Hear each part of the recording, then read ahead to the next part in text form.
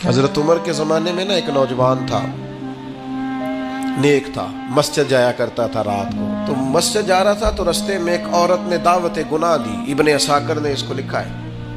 نوجوان تھا، خواہشات تھی، کچھ طبیعت مائل ہو گئی، ابھی ادھر جا ہی رہا تھا کہ کسی نے آیت پڑھ دی، والی من خاف مقام ربی جنتان، جو رب کے سامنے کھڑے ہونے سے ڈرے گا اللہ 2 جنتیں دے گا۔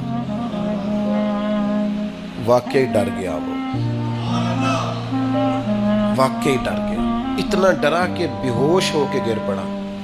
بوڑھے باپ کو کسی نے بتایا بچہ بے ہوش پڑا ہے، اٹھا کے گھر لائے، گھر لا کے کہا بیٹا کیا ہوا؟